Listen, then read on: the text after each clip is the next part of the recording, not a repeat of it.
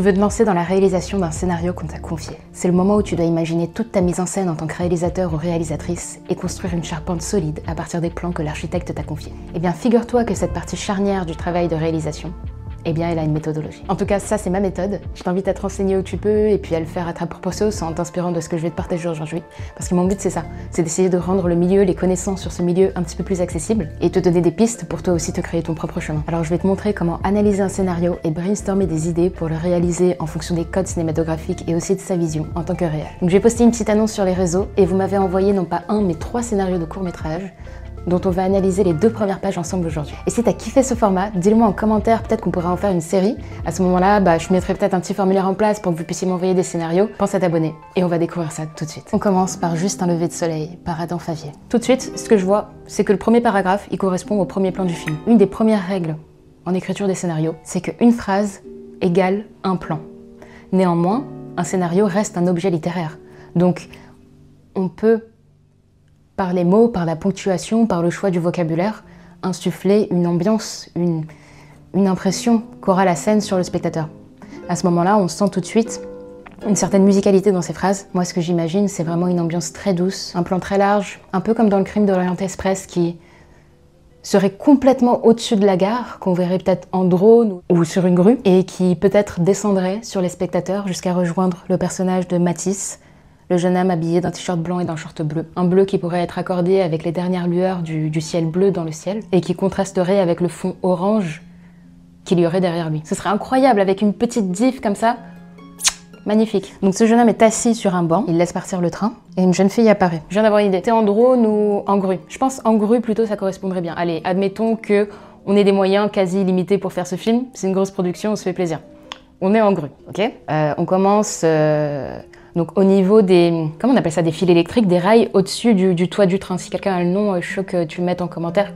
Mais dans l'idée, on serait à peu près à ce niveau-là, tu vois, on descendrait vers ce personnage et on arrive face à lui sur le banc. Donc ce qu'il faut savoir, c'est que les bancs, ils sont alignés en fait avec les portes des trains. Donc logiquement, on partirait... Putain, ce serait excellent de faire un petit concept où genre je ferais un storyboard en même temps que je découvre les scénarios. C'est un autre concept, je pense, peut-être plutôt centré sur un seul scénario. Mais dis-moi si l'idée t'intéresserait en commentaire. Après, je dessine pas extrêmement bien ni extrêmement vite, mais ça peut être cool, histoire d'un peu illustrer mes idées, parce que ça peut peut-être être un peu vague. J'espère que je suis assez claire dans mes explications. Mais on va essayer d'aller un petit peu plus vite. Donc la caméra fait une sorte de panneau, on va dire. Donc passe d'un plan profil à face à ce jeune homme, à un plan face à ce jeune homme, qui a les yeux baissés par terre.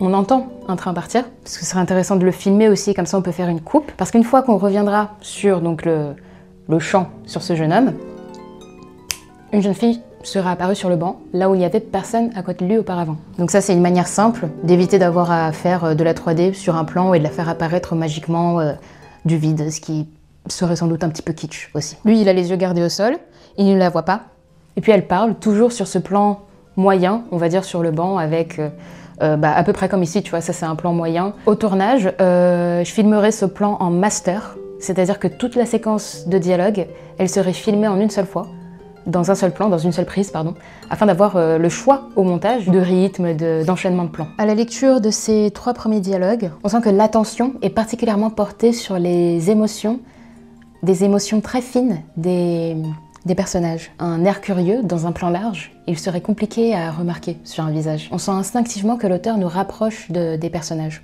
Donc ici, je passerai de ce fameux plan large où on verrait encore le sol à un champ et un contre-champ sur les 2 personnages. C'est un enchaînement de 2 plans utilisés principalement dans des dialogues où les caméras vont être placées au même axe, mais inversées en miroir sur les personnages, afin de donner l'impression que leurs regards se croisent une fois que les plans se seront enchaînés dans le montage. Donc on voit qu'ils se lèvent.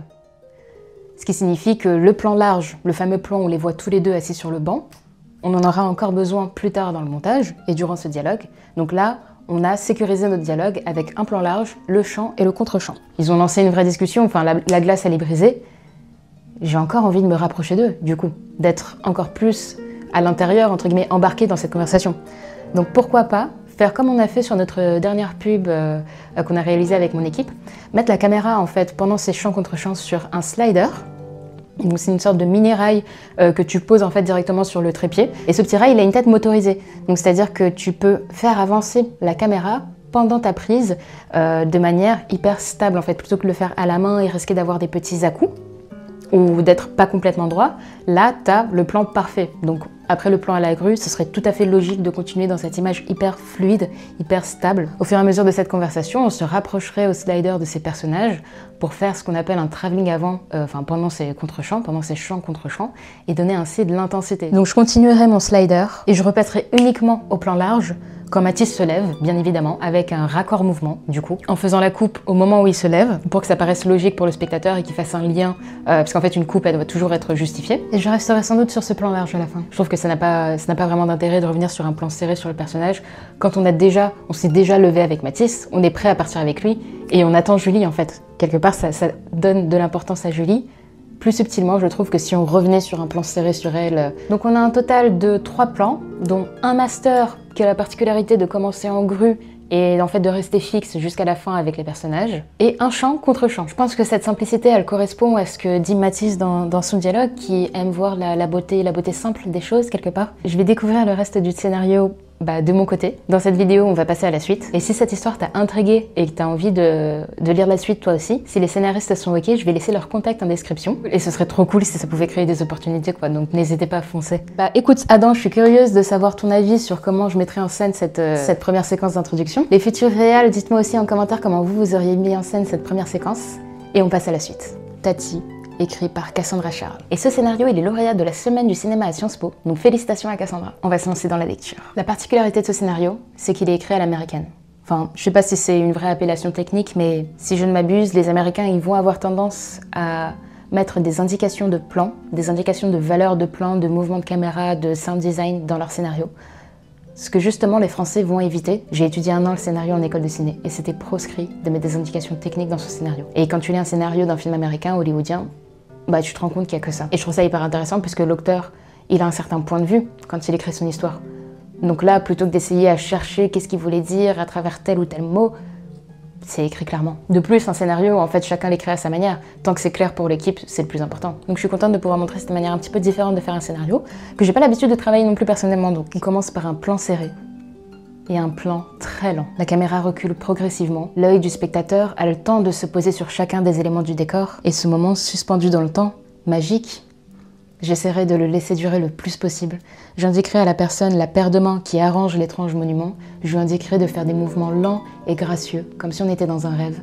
À l'image, je mettrai un filtre très très fort aussi qui diffuserait les lueurs des bougies. Gisèle débarque soudainement. Pour moi, elle se mettrait vraiment pile devant, elle cacherait en fait ce qu'on est en train de regarder, la beauté de ce moment. J'imagine qu'il y a peut-être une dizaine, peut-être une quinzaine de personnes. Et au niveau du mixage, toutes les différentes voix se mêleraient, les gens ils discutent de sujets complètement différents. Ça fait un peu film d'Almodovar, tu vois. Je profiterai d'un raccord mouvement pour couper sur le groupe de meringues. Ou alors, comme je le disais plus tôt, continuer sur le même mouvement, peut-être faire un panneau. En fait, ça va dépendre de où veut nous mener l'auteur à la fin de la séquence. Je sens qu'on est pris dans un mouvement. Et j'attends de voir où on va atterrir. Mon vœu, en fait, il est exaucé. Si j'avais lu la fin de la page, je l'aurais vu. On revient sur Gisèle. C'est-à-dire qu'on a quitté Gisèle pendant un moment pour se concentrer sur les vocalises. Que font les deux chanteuses ? Puis on est passé sur le groupe de meringues, de musiciens. Avant de revenir sur Gisèle, en fait, pour moi, ces différents paragraphes, j'ai l'impression qu'ils font partie du même plan. Dis-moi si t'as la même impression en commentaire. Gisèle, elle, on l'a quittée quelques instants. On revient sur elle. Elle est en train de, demander à quelqu'un de placer un tableau, quelque chose comme ça. C'est le petit Lenny, 17 ans. Ok, qui accroche des banderoles, donc tu vois, on serait en plan large, logiquement, toujours dans cette grande pièce, donc on verra encore le va-et-vient de personne. Et ce qui est intéressant, c'est que le brouhaha, on sait qu'il continue, les chanteuses, elles continuent. Elle commence à énerver, elle commence à distraire Gisèle, qui recule, je suppose, ou se tourne et se cogne à quelqu'un. Donc on est arrivé au climax de la scène. Gisèle se cogne contre son oncle, qui je suppose doit peut-être être assez âgé, donc... Aïe. La collision, elle doit être assez spectaculaire. Gisèle, elle a des papiers dans les mains, donc j'imagine qu'elle est fait voler. Ça pourrait vraiment être... assez mélodramatique, j'ai envie de dire, comme scène. On quitte ces personnages et on passe à la séquence 2, que je suis extrêmement curieuse de lire, mais que je vais continuer en hors-champ. Là, pour cette scène, on a un total de 1 plan. Un plan avec un jeu de chorégraphie avec tous les personnages, qui demanderait pas mal d'heures de répétition, mais qui franchement, à l'image, je pense, serait béton.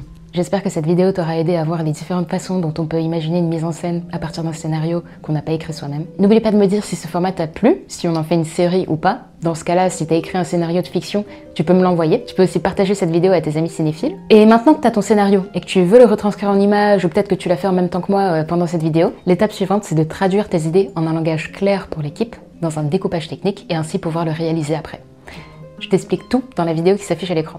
À tout de suite.